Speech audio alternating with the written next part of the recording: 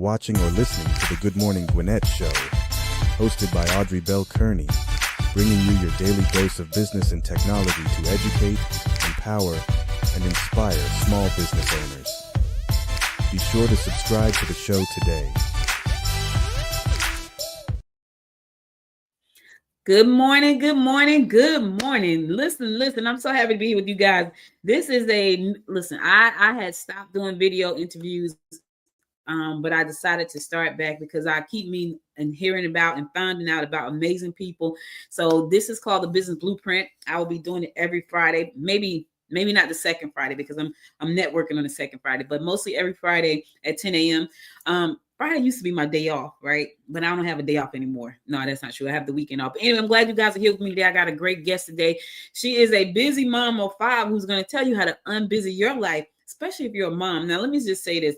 What she doesn't know is those of us who have like grown kids, we still have these crazy busy lives that we can't figure out how to unbusy. So I'm glad to have her here today. My guest is Alyssa Wolff. She is the mother of 5, and she is going to tell you, and she homeschools. Let me say that part because, I don't have enough time in the day and it's just me. So I'm interested to find out how she is able to do so many things and help so many women unbusy their life, especially when they have kids. And I got a great story I want to share about me being an entrepreneurial mompreneur when my daughter was like a little girl. So without further ado, I'm going to welcome to the stage Miss Unbusy herself. Take back your time, Alyssa Wolff. Welcome. Hi, Audrey. Thank you. Thank you so much. I really appreciate you being here. I know that you are busy, and so you got 5 children. How do you manage 5 kids? I have 1. How do you manage 5?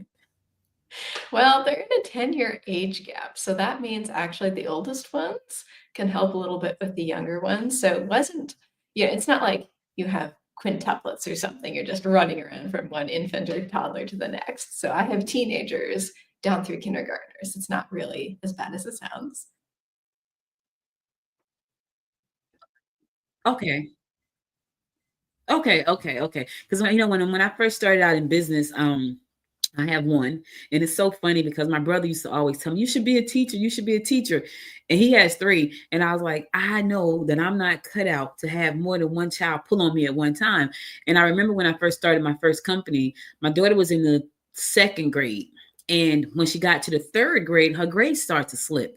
And the teacher called me and she's like, "We need you to come in because her grades are not, her grades are slipping." So I go in and I'm like, "What's wrong?" And she said, "You work all the time." Oh, I felt like such a horrible mother. I cried like, "Oh my God, what am I doing?" So I had to set some boundaries for myself. So I would start to work. I would get up around 5 o'clock in the morning. I would work, drop off at school. I would come back and work straight through the day because I work from home too, because I quit my job. And I worked straight through the day. And when she came home, I was shut down. When she went to bed at 8 o'clock, I would start back and do it all over again. And I did that for a long time. But it took the teacher telling me, "Ma'am, your kid is failing because you're too busy." So when you meet women like that and they come to you, what do you say to them? Like, how do you help them? Well, I use that exact same strategy, what you found, the time blocking. That's one of the key ones is if you're feeling that tug of war, I'm not being present, I still have work stuff. If you can separate it out so that you're not trying to multitask on your phone or something and keep half an ear out for what your kids are saying to you, it all gets a lot easier. And as you mentioned with me homeschooling, like I have to do that. You cannot homeschool someone and sit there responding clients at the same time. It takes too much brain power. And then that's when your kids will be like, "Mom, I turned this in, you haven't graded it yet." Or your clients are going, "Hello, you said you'd check in on me today. I'm waiting." If you can divide up the time buckets of your day, because we have that privilege of being able to work from home, and then say, "Okay, this is the homeschooling time. Okay, this is the work time. Okay, this is the marketing time. This is the client time. This is the, prep the crock pot time." Whatever you need to do, that's how you get that rock solid piece. Okay, it's all fitting in. I don't have to overwork. I can take time for the break. I can take time for the kids. It's not going to ruin my business. It all fits. Yeah. What made you decide to start this type of business? Like, what was the inspiration behind starting Unbusy Your Life? I always wanted to do something with mentoring other women and changing their lives, but that was my dream from 16 years old. And 16-year-olds don't really know a whole lot. They need to get some life experience. So when I was majoring in college, actually, as a teacher, I realized I don't want to do this, for the next umpteen years. So I Yeah. changed my major, got out of that, got married, started the family, but I was still looking for that purpose. Like, how can I make that impact in the world? How can I use my gifts to better other people?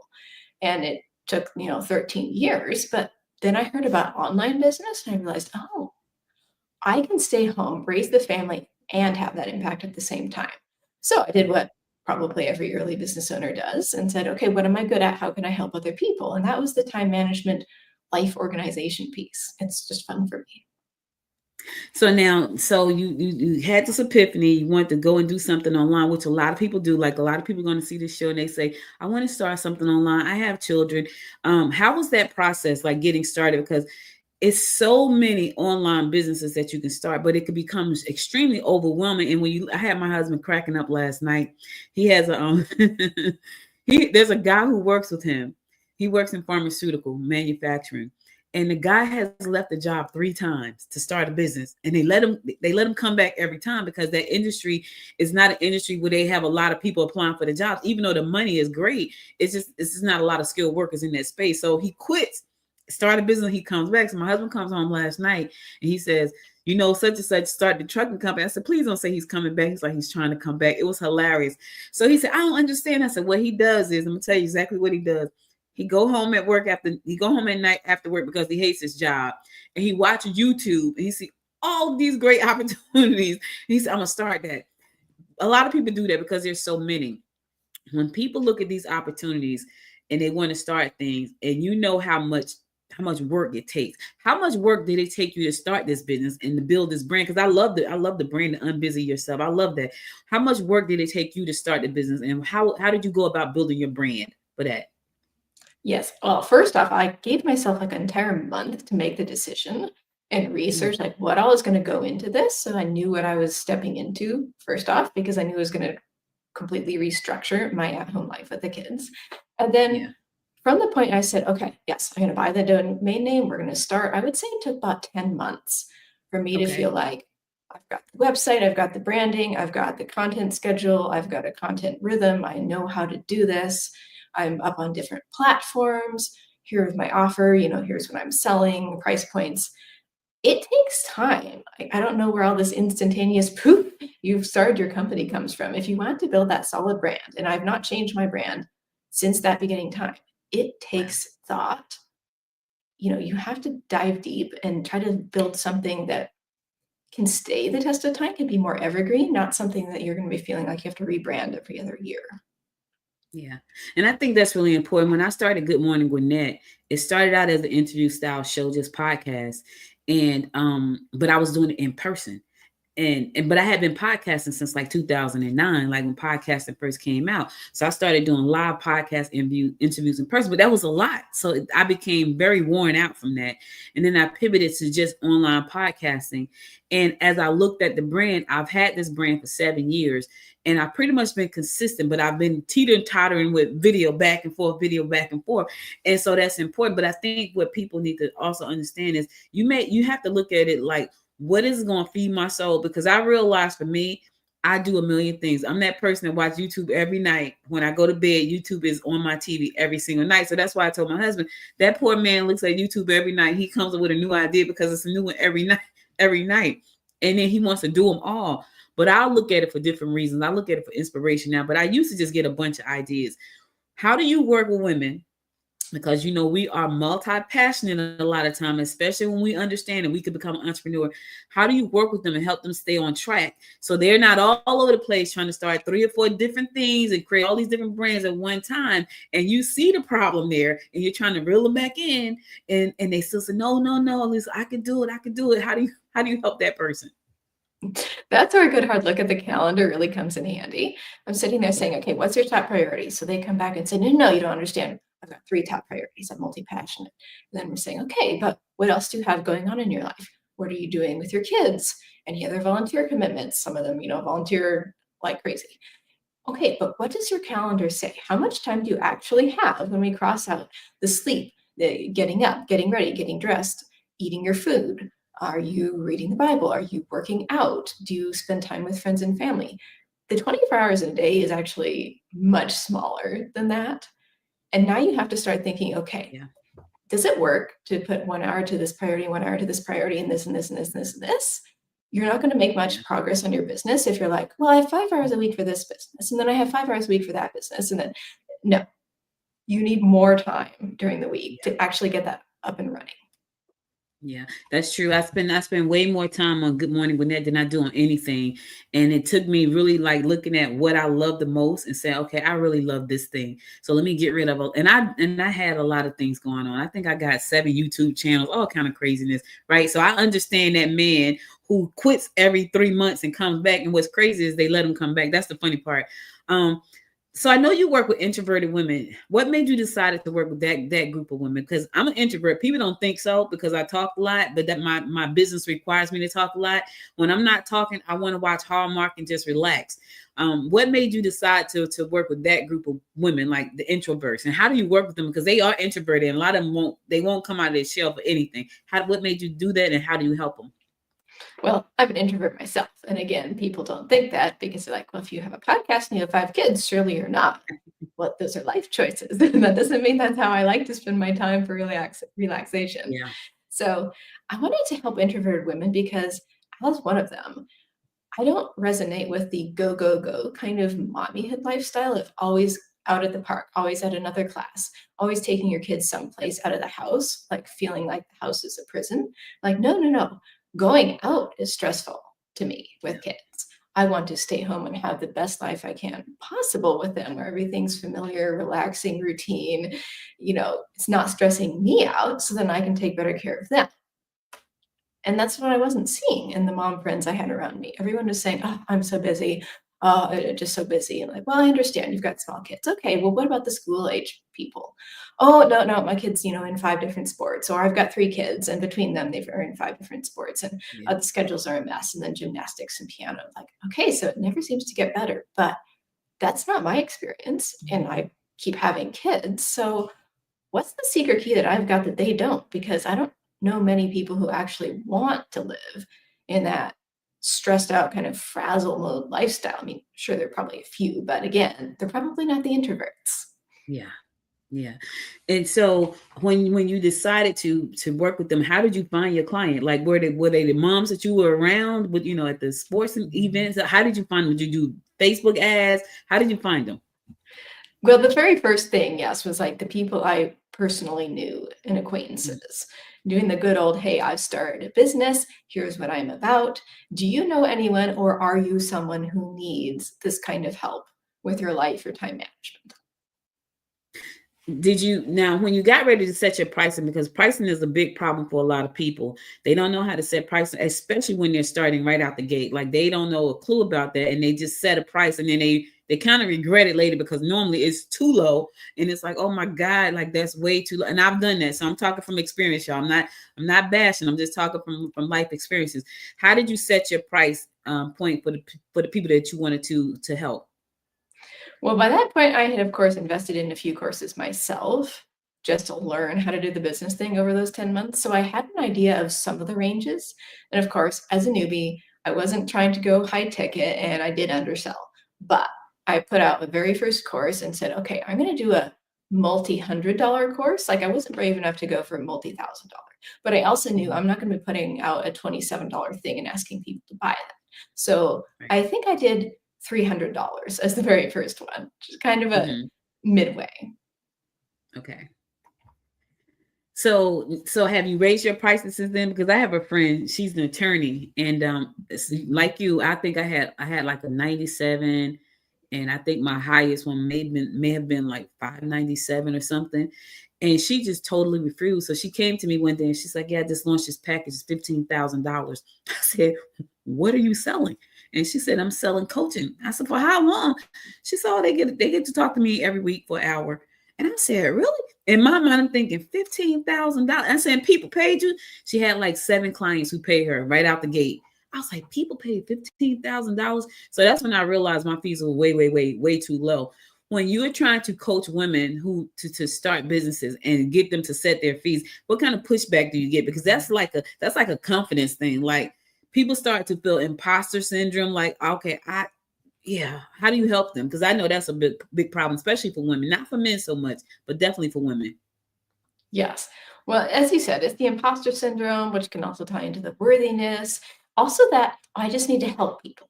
I just want to make their lives better. I shouldn't be charging premium prices. I just want to help them. So we can try to rewire some of that in their sessions together, since I then pivoted away from like courses and now I am a coach. But there's only so much you can do if the person is not ready to make that leap themselves. Like I can tell them till I'm blue in the face, you need to raise your prices. The market can hold it. You're seen as a premium service provider. It will solve your budget problems. Do it. But until they're actually willing to say, it might feel uncomfortable to add 25% to my fees, but I'm going to, and I'm going to be so much happier to not deal with the budget stress every single month. Like I cannot make that decision for them. I can suggest, but I also have to be careful not to be the nag, which I'm sure you understand as a coach. You cannot nag them. You're there to support and empower. It is sometimes a very fine line.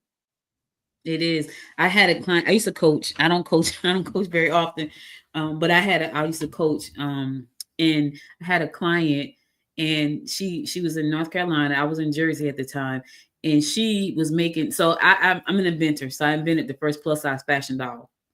And so I knew about inventing and bringing products to market and all that kind of stuff. She was launching a teddy bear, and the teddy bear was purple. And so we would get on these coaching sessions. She would do none of the work, and she would come back and she would do none of the work. So she finally came back and said, I'm not going to launch it. I said, why? She said, because my mother said it's purple and that stands for evil. And I said, okay. I didn't ask any questions because I knew that was an excuse. And so I didn't ask any questions. So when you run into people who make a lot of excuses, do you continue to work with them, or do you say, look, you waste, because I'll say this, you're wasting your money and my time because I could be really helping somebody who really wants to do this thing. Do you continuously help them because they're paying, or do you say, maybe you should fall back and come back when you're ready? Well, as the beginner coach, I definitely said, okay, well, we'll just keep working with you and deal with the same thing week after week. And now I'm like, no, I've got better boundaries than that. I don't need to put up with this.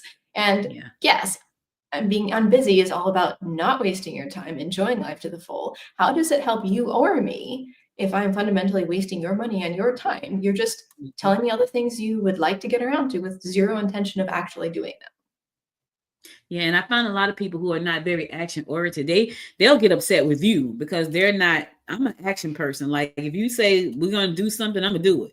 Like let's go. Like there is no dragging your feet for me. And I don't do a lot of excuses because I had a job and a kid, and I quit my job to run my business, and I took a paper route. So when people give me all these excuses, it's really hard for me to buy them. How do you handle the excuses that your clients come up with? Because I'm like, when it comes to business, everything else, I'm a marshmallow, right? Everything else in life, I'm pretty much a marshmallow. When it comes to business, I'm not.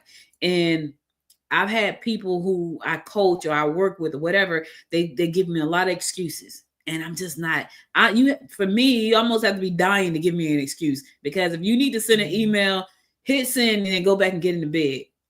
What do you do when what do you do when you feel like that? When you feel like, I don't feel like doing this today. I don't want to talk to anybody. I'm having one of my moments. What do you do when you feel like that?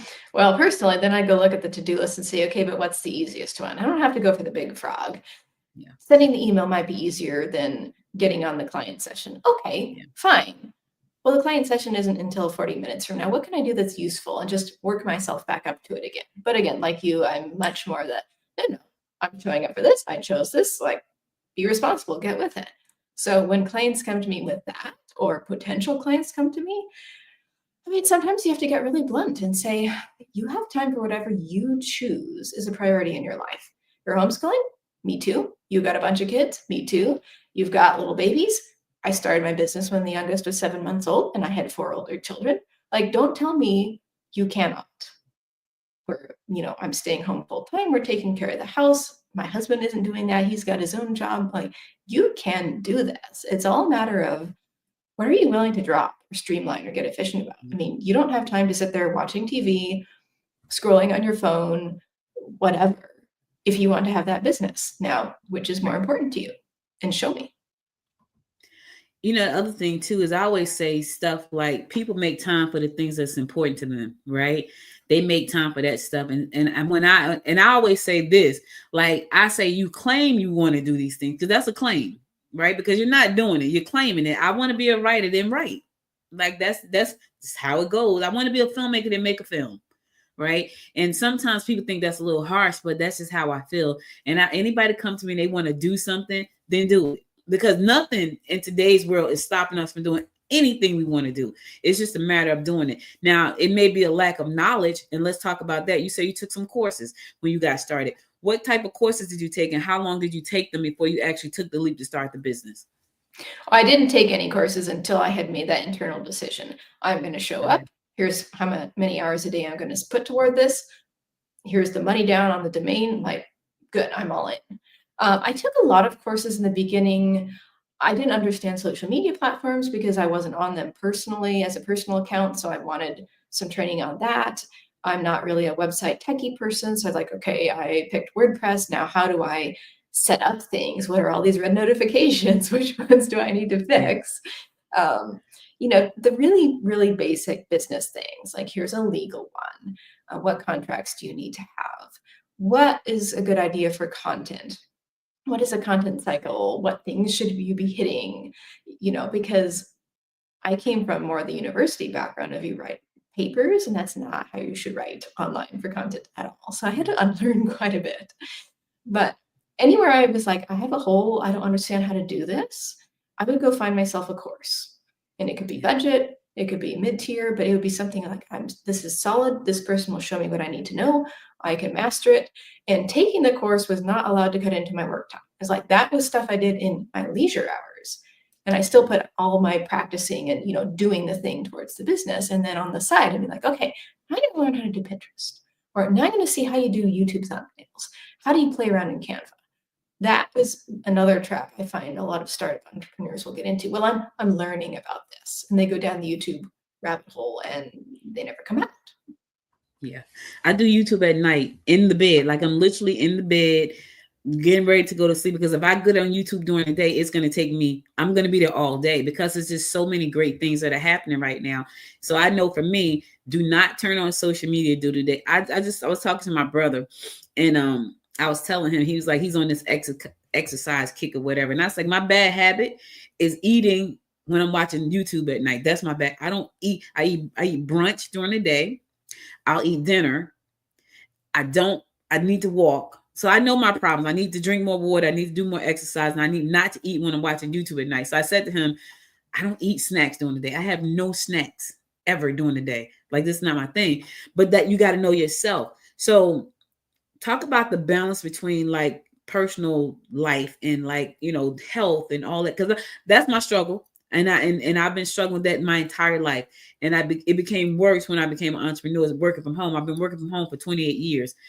26 of those years has been full time. This is what I do all the time. So I've got this life that I love, and it's hard for me to pull away from this life that I love to make these other changes. How do you help people make the necessary changes when they're just like stuck in something they've been doing forever for a very long time, and they need to make a pivot so they can grow? And they're just like, how do you help them?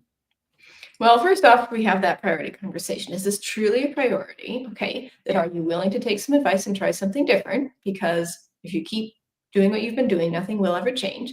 So once we get that past that phase, I'll play idea person. Well, have you tried this or this or this or this? I mean, there's only so many times they can say, no, that won't work. No, that won't work. No, that won't work. No, that won't work, before we say, okay, but this sounds like it's not really a priority for you right now. And if the answer is, well, I don't know if that would work, well, then it's simple. Coin toss. If you don't know which option you should pick, why don't you just grab one of them at random? Like, don't put all this perfectionism on. This has to be the exact right decision. Just try something. You'll find out very quickly if it has a possibility of working for you or not. Like if you're trying to start exercise and you're like, well, what time of day should I do it, or which type of exercise? Well, try a time of day. You'll know by the time you're done with your workout if it might work for you, or if that is terrible, never do it again. It's okay to need a trial and error process. Yeah. It really is. I do plenty of trial and error. Like, I know that I'm not a get up, exercise, morning kind of person, because I get up and I'm straight in business mode. And it's bad because I try to meditate. I try to do all this stuff. But when I wake up, my brain is instantly in go mode on business. It's just how it works. And I tried to shut it off and shut it down. It just doesn't work. So I had to give myself some grace and say, you know, Audrey, show yourself some grace. You're not going to get up and meditate when you get up in the morning. You're not going to get up. You're not going to do it. Yes, I could probably force myself to do it, but I'm very uncomfortable. So I know that I would meditate at right before brunch. I'm sitting outside. I'm like, with my feet on the ground, I'm meditating, I'm grounding. And that's great for me because I need that break. And that's my time. I had to learn that about myself. I was trying to follow other people's blueprint. It just doesn't work for me. So when it comes to helping people create life blueprints so they can have this unbusy life and have this fulfilling life, do you help them craft their entire blueprint or do you just help them on the business side? Well, it has to be personal as well, because since I'm helping moms and they're work from home moms, I mean, it all kind of blends together. So we're looking at your daily schedule, yes, but that means what you're doing with the kids around the house and the business. And same for the weekly schedule, same for your to-do list, because yes, your personal and your business to-do list might live in separate areas or they might not. So the same strategies a lot of times work for both, and I'm going to cover both. I don't just want to talk about prepping crock pots. In fact, I'm not that much of a cook, so I can help you plan what you want to put in the crock pot, but I'm not going to be having fun like, oh yes, let's cook this for supper. And we can plan when you want your next launch to be, and do you have all the action items down below, and do you need to push out your launch date because you don't actually have enough time to get to everything. Mm-hmm. Now let's talk about, I got to turn my heat off. I'm sorry. I'm sitting up here cooking. It was cold this morning and I have to turn the heat off. Now I'm sitting here burning up. It was cold this morning. It was like 60 degrees in the house because it's cold here in Georgia for the second day of spring. And I turned the heat on and I'm sitting here and I'm like, oh my God, I feel like I'm cooking, but I just turned it off. Let's talk about the business for a second. So you started the business. How long have you been running the business? 5 years. 5 years. When you started the business, was there anybody who said, I don't think that's going to work? I expect a number of people thought that. They just didn't say so to my face. They didn't say it to your face. Do you create content? Because I know that building a personal brand requires you to be like pretty much everywhere, all over the place. I'm here. I'm on TikTok. I'm on all these different places. When you started to do this, did you say, I'm going to be on all of these platforms at once? Or did you roll it out? Are you on any? Are you on none? How are you doing that part? Of course, I tried to do all the things in the beginning because, again, high achiever, about like you, business mode is on first thing in the morning. So I tried to do too many platforms. And in fact, like midway through the business, the 5 years, worked with a coach who said, Alyssa, you're still homeschooling. You've still got 5 kids. You're feeling pressure. I think you need to cut down to maybe 2 platforms max. And so I did. So right now it's mostly LinkedIn and podcast. But yeah, I started in like the blog and course era and just, be on Instagram and things like, and Facebook and that sort of thing. Yeah, that's what I did too. I have Good Morning when I think on all of the platforms, all of the major ones. It's on Facebook, LinkedIn, YouTube, Instagram. I don't have a TikTok for it, but what I realized, I'm not a social media person either. Like that's not something I spend a lot of time. I spend most of my time on YouTube, but my biggest audience is on LinkedIn. So I think I got about 14,000 combined, maybe almost 15,000 combined on LinkedIn. So I syndicate this show over there, and I hardly ever spend any time there because it's a lot, but I podcast 4 days a week. I'm doing podcasts, not 5. Religiously. My mom passed in 2021 from COVID, and I did my podcast that morning. She passed at 5:15. I still came here and I did my show, and that was the hardest show I've ever done. So when I did that, I realized I was truly committed to this thing. What does it take? What does it mean to you to be committed to what you're doing? Because I've been an entrepreneur for a long time, and I've been doing a whole bunch of different things for a long time. What does this commitment to your business mean to you and to your family? For me, it means it's that consistently showing up. And even if you think about taking a step back, even if that sounds attractive for a second, saying, okay, is this just because I'm having a hard day? I'm at the wrong time in my cycle, whatever. Or do I need a vacation? When was the last time I took one? And it's especially illuminating if you say, okay, well, if I didn't have this business at all, if I quit it, what would I do? And then when the answer is, well, go start another one, you're like, no, just stay with this one. It's not that you actually wanted to not be an entrepreneur anymore. You just needed a little bit of a refresher that day. And so my kids are growing up now seeing that, and some of them are talking to me about maybe they are going to want to start a business too, which is really fun to see. That is really fun. I have a daughter too, and she and I had a conversation early this morning. It was so funny because I called her to tell her what I wanted her to do with me in the business, and she said to me, "That is so funny," because I was just about to make the call or do something towards what we were talking about. So that's always interesting. My husband says something. I'm always excited. I'm like, "You want to start something?" So he sent me a message yesterday. It's like, "Hey, what would it mean to start a some kind of trucking something or another?" I said, "A lot of overhead." A lot of overhead. Like, are you going to stop your job? Because I think sometimes people are a little bit unrealistic about what I won't say they can't start it, but when you know people, and I'm sure you've experienced this with your clients, you know that person because you've been working with them for a certain amount of time, right? And they're coming to you with this great idea, and you know you're not going to do that. So when you get that person that comes to you and you know that you're not going to do it, don't waste time. Do you tell them that, or do you just let them try to do it anyway? Well, kind of the middle ground. Like, okay, well, as the coach, let's see how this would fit in your day. So let's walk through how much, spare time do you have for business projects? Okay, that's not enough. All right. Do you have any personal free time you'd like to devote to this? Well, for how long? How much time do you think this is going to need to get up and running? So you don't have to go very far down that trail before they suddenly realize, oh, I don't have the time I need to commit to this. It would eat into my actual family and business priorities that I do have, and I'm not willing to let that go. Oh, okay, I better back burner this.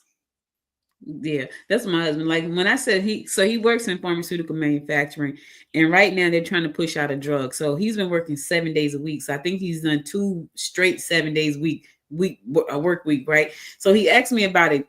It was a truck, and it was something that required him to not be at his job and to be somewhere physically with something. And I was like, I think you should start a fishing business online, right? He's like, well, it was just a thought. Because in my mind, start something that I know you're gonna do online when you could just do it anytime. Like that's not it. So that's funny. People looking to start a business like this, what would be 3 things you would tell them they would need to do to get started in doing like something similar or coaching that you do? Number one, you need to be really clear in the brand. So I'm talking everything from like what brand colors you want on the website, like what you want the personality to convey, because that's going to help you stay focused with your content, with the images, graphics, like everything. It is so helpful, even if it feels like you're having to slow down at first. Number 2, get narrowed in on a handful of topics you feel like you could really help people on, because you're going to need that content showing your expertise. How do you help people? What are you actually coaching them on? And sure, you might expand beyond that, but get that solid handful. And then number 3, find some way to practice. I don't care if it's virtual sessions like this when you're on video, if you're doing it DMs, if you're boxing people, get used to asking people what's going on, like unpicking what's the next layer, as opposed to just telling them what to do. Because people don't go to a coach to be told, do this, this, and this. Like they don't need a parent. They want someone who understands them, who gently guides and supports. Yeah, and that's interesting you say gently, because I'm a very techie kind of person, and I've been teaching some tech classes, and I was like, I can't teach these classes because it's tech. And so when I'm trying to teach those classes, I'm looking at my students' faces and their eyes just glaze over, and then I never see them again. I'm like, oh God, I suck. And you need to know yourself. You need to know who you are and how you are. I'm a tech person. So even when I try to not talk tech, it comes out techie. And if I'm watching you on Zoom and everybody's like this, like I've lost them, I don't even know how to fix that. So I was like, I'm just not the person to teach them how to learn this thing. So you got to know yourself. I think that's really important. We have great information, we have great life experiences, but you still need to know how to convey that to your audience, so they can get it. Now, not everybody's gonna get it, but some people will. And I taught a class recently, and I was like, yeah, this tool is so simple, and to me, it was really simple, right? And the class is like, this is not simple, Audrey. I'm like, why?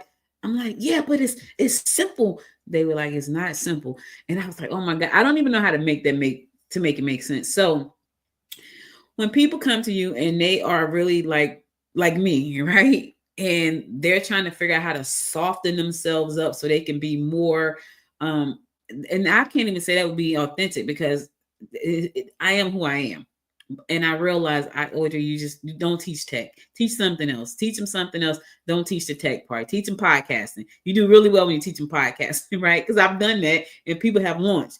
I do tech, nobody launches. People want to come, they want to start a business, and they are really rigid in how they deliver stuff. How do you help them soften up so they can attract the people? Or do you say, you know what, you're just really rigid. You're going to attract rigid people that understand you. Because I feel like that's kind of like what happens. How do you help that person?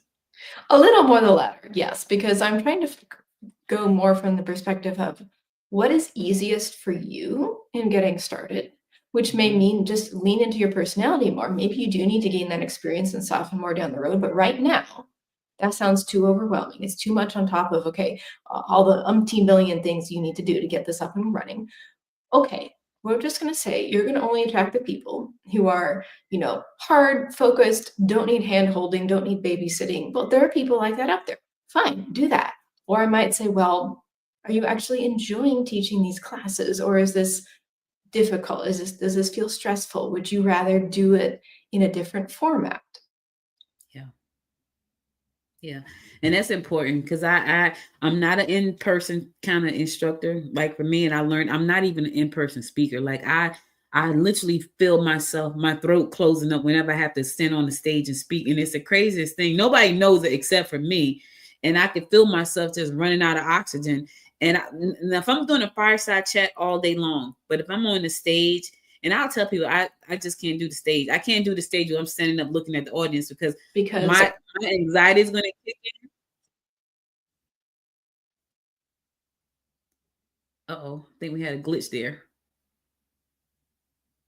I think you're frozen, Alyssa. It popped in and popped out. So okay, there you go. You came back. I missed a lot of what you said. I thought you was watching, and then it kind of froze. What did you say? I said we just need to get them to be taking action to begin with, because if you can get over that hump, like we can adjust down the road. But if you're just sitting there saying, "Oh, I'm not good on video, and I'm told I need to be on video, and I want to teach this class this way," you're never going to do that. You're never going to be successful. Why not find a way to pre-record? There's so many ways you can put out content, training, consulting, workshops these days. Just pivot a little bit, make it easier on yourself. Yeah, and that's really important. I was just saying, I don't know if you heard me, but I'm not good on stage, like standing on stage. Like my anxiety kicks in every single time, and I start talking really, really fast, right?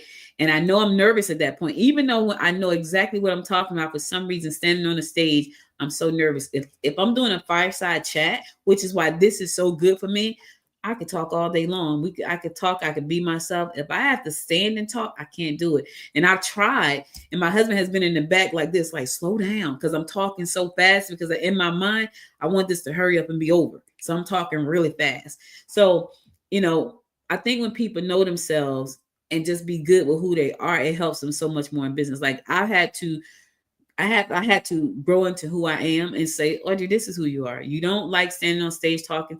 Don't stand on stage and talk. Even when they tell me to come up and talk, I was like, I need a chair. Because if I'm standing up here, I'm going to run out. My anxiety is going to kick in. Let me sit down and talk to the audience, and they can get anything they want from me. So I know that about myself. I used to watch Dr. Wayne Dyer, and he would do all his talks with no shoes on. And I was like, why does he do his talks with no shoes on? And I think for him, it was just, I need to be grounded to the floor to do these talks. And his talks were amazing. And so I think you have to think about being extremely authentic and just find your audience. There was this woman, when I tell you she cursed like a sailor, and her business was a multi-million-dollar business. I could not stand it. I said, I can't stand to listen to her. But there were people, she had an audience. And they loved her.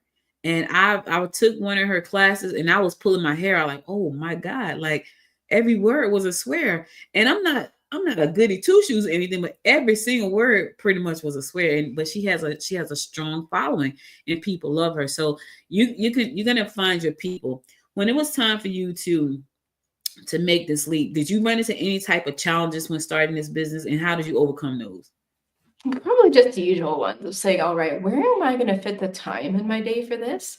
And how do I have to rearrange my current schedule of everything I'm doing around the house or the homeschooling and my personal free time? Like, how do I actually make the puzzle pieces fit? And what's this new routine? And then that was the easier part, honestly, compared to then rewiring the mindset and saying, I am now an at-home CEO. I am not just a stay-at-home mom. And it feels uncomfortable for me to hand off all of the cleaning, hand off all of the laundry, hand off some more of the cooking, because that was my role. But you know what? That doesn't have to be the definition of my role. As long as I make sure it's getting done for everyone, I can do both. So making, 4 or 5 hours a day for the business, yes, that took some thinking, like work before the kids get up, work during nap time. My brain kind of shuts off at night, so I can't work once they go to bed. But saying, all right, I'm going to cut the free time here. I'm going to keep the movement workouts here. Again, using them as breaks during the workday, just like you do. That's what I needed. Here's when I can do the homeschooling with the kids. Here's when they say, Mommy, we want to go out and play. I can say, you know what? Sure, that sounds like a good idea. You need a break. I need a break. I'm going to go back and touch base with my clients while you do that. Enjoy some peace and quiet in the house while you're in the backyard, that kind of a thing. But it was the discomfort of saying, stop coming out at nap time asking me if we can have this or this or this for snack. I'm working, when suddenly, like, they hadn't been used to that before. Yeah. My daughter's an IT engineer and she has a 6-year-old. So whenever they have digital learning days and she has to be home, she loses her mind because she said she can't get her and the dog to stop playing. And she's on the phone trying to talk to clients and, do this code and do that code. It's hilarious. And so what happens when your two worlds collide, when the kids are there and they just won't not come into the office while you're on the business call? What happens? How do you handle that when it does collide? Because I'm sure at some point it has collided before. And how do you handle that? What have you done? Have you had I don't know if you remember this back when when COVID first came out and everybody was doing Zoom and the guy was in a business meeting and the cat walked across and then the kids walked behind them in the video. It was hilarious. It was like the joke. It was all in the news and everything, but it was like, okay, there's nothing I can do about this. Like the cat just walked across, the kid popped up in the video. So the worlds will collide when you work from home with your children. And your pets, like, how do you handle that? Had that happen and how did you handle it? I try to minimize that as much as possible because I do not have an office. My husband has the office for when he's working from home. So I have had to do this with the family around the entire time. And that started out in the beginning with saying, all right, kids, my client calls from this time to this time. Then I'd have to build in the buffer zone, before and after, because sometimes your client is late. And then that means your call runs late and you need a little bit of mental prep time, to switch out of mommy mode and say, on no account, come out of your rooms, like be very, very quiet. And then I was like, well, that's a bit stressful for everyone. What if I took the call somewhere else? I mean, I would like to be in the living room, but there are no walls anywhere. Is it such a bad thing if I take a sales call in the laundry room? I can close the door, turn on lights, have the camera and everything set up. Yes, it might feel like I'm demeaning myself if I can't have the biggest, nicest room in the house, but what's least stressful for me and for the kids? Or I do things like turning the camera and the whole computer setup so that the kids could not be on video, not unless they really came around and they know that they are not allowed to do that when I'm on a call, or making sure that calls are always happening when they're otherwise occupied. Like I'm not doing calls typically in the morning like this. This is pretty rare for me. All these little tricks of make it as least likely as possible to be interrupted, because my anxiety will go through the roof if they do that. I don't think it's professional, etc. I mean, yes, occasionally I have had to turn, the mute button on the mic, but typically I would rather everyone be told, okay, this should be about a 40-minute call just to play it safe. I want you to be quiet in your room for an hour. And as soon as it's done, I'm going to come right out and tell you so that you can be, no more enforced quiet, go take a break. And honestly, the laundry room setup works pretty well at this time. I feel so much more peace knowing that I have a closed door. And of course, with some older kids and teenagers around, I can also do a little bit of hey, make sure that the noise level doesn't get excessive. But I mean, when I started out, it was more like making sure I had a very strict call calendar, because I could not run around shushing everyone all the time, and I didn't have teenagers who could do it for me.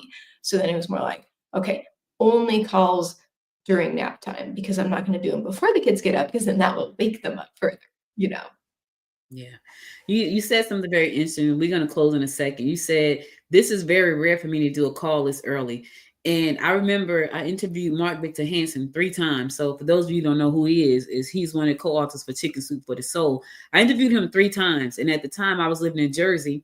My show came on at 7:30 on Saturday morning, and he lived in California. So that means he was up at 4:30 doing my show, and he did it 3 times. And I said, on the 3rd time, I said to him, why did you do this show? He said, you never turn down a PR opportunity. I don't care how small the show is. I don't care what time it is. And I have lived by that for 20 something years. Like, I think I missed one interview, and I think it was because I was at church. And the guy was just really, he didn't show me any grace. I was like 15 minutes late. He was like, yeah, forget about it. I was like, yeah, but I was at church. I couldn't get out. And he was like, forget about it. He was very unforgiving and no grace. So I thank you for joining me. I appreciate that, because I know you run a business and you run it from home. You have a family. So I do appreciate that. Closing. If you had to give a new entrepreneur some great advice, what 3 pieces of advice would you give them when even thinking about taking the journey of entrepreneurship? Because this is not easy, y'all. You know, Alyssa's talking about what she does and how she manages, and it sounds like she's very organized. And some people may even call us anal, because you know we do things a certain way and it needs to be done a certain way. I'm an on-time type of person. I was freaking out because I came into the studio and it was like 5 minutes to, and I didn't see her, but it was my fault because I was in another one of my StreamYard studios for a guest that's coming on next week to talk about pillows. And I'm like, wait a minute. So I happened to look at the title, oh crap, in the wrong studio. But that stressed me out for like 5 minutes. Like, wait a minute, what's going on right now? I got to figure out how to improvise if she doesn't show up. So what 3 pieces of advice, closing advice, would you give someone who is thinking about starting any type of business at all, especially when starting from home? Well, number 1, set your priorities. So like for this month or this quarter, what is the one thing you're going to get up and running in the business? So I know you're kind of seeing the forest and the big picture of all the separate things that have to be up and running. And that is true, but you can't make good progress on all of them at once, learn all of those things at once. So just tell yourself, all right, what am I doing this month? What am I doing for these 2 weeks? Do you need to learn how to do email subscribers and landing pages and freebies and forms? Just do that. Like, eventually, all those pieces will stack together. You will have your business. Number 2, go ahead and set those work hours. Instead of saying, I have to figure out somehow during the week to have enough time for this. No. Have it specifically set up in your calendar, in your planner, whatever. You know, if it's from 8 to 10 p.m. at night, I don't care. Whatever is going to work for you in this season. And these are not treated as a non-negotiable. You must show up for them, just as if it was a doctor's appointment. You do not cancel unless you're literally, throwing up, in bed type of a thing.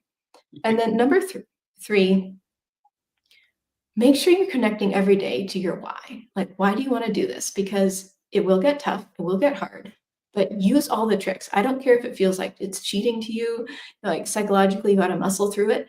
Pick the easiest project first. Start with the thing that's most fun about your day.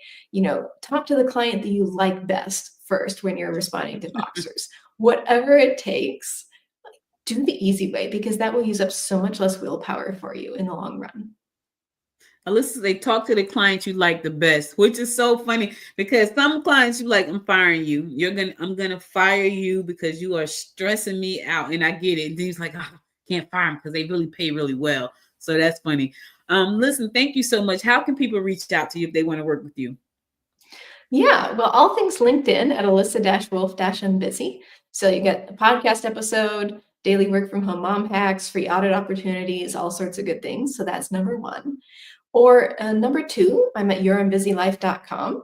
And the podcast, if you want it, is the Unbusy Mom podcast. We do like about 5-minute episodes because I know working moms are busy.